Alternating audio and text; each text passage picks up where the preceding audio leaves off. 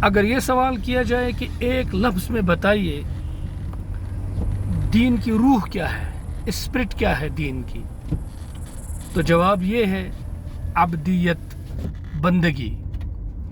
اگر یہ پوچھا جائے کہ ایک لفظ میں بتائیے بندگی کسے کہتے ہیں، تو جواب یہ ہے کہ عدل کرنا۔ اور اگر یہ پوچھا جائے کہ عدل کسے کہتے ہیں، تو جواب یہ ہے کہ ادائیگی حقوق، ہر کسی کا حق ادا کرنا۔ اب اس اجمال کی کچھ تفصیل سن لیجیے۔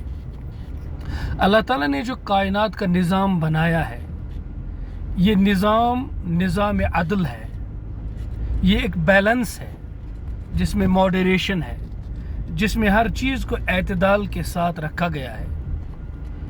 چونکہ یہ اللہ تعالیٰ کا قانون ہے جسے قانونی فطرت، نیچرل لا سے تعبیر کیا جاتا ہے۔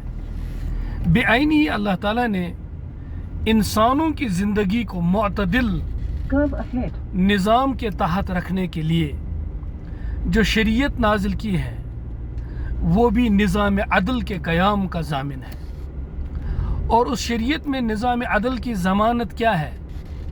کہ ہر کسی کا حق ادا کیا جائے۔ اس لیے پوری شریعت میں حقوق کی جو تقسیم ہے وہ صرف دو چیزیں ہیں، حقوق اللہ اور حقوق العباد، اللہ کا حق ادا کرنا اور اللہ کی مخلوق کے حقوق کو ادا کرنا۔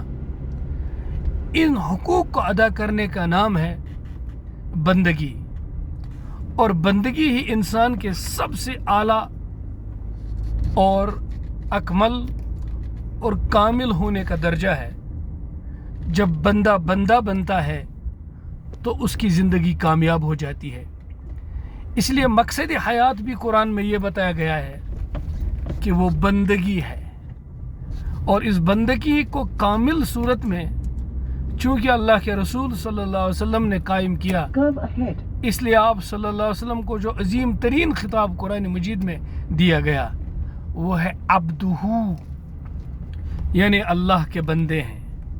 تو اللہ کے بندے ہونے کے بتانے سے یہ ظاہر کیا گیا کہ اس دنیا میں کامل ترین اور اکمل ترین ذات اگر ہے تو وہ ہے رسول اکرم صلی اللہ علیہ وسلم کی ذات عالیہ۔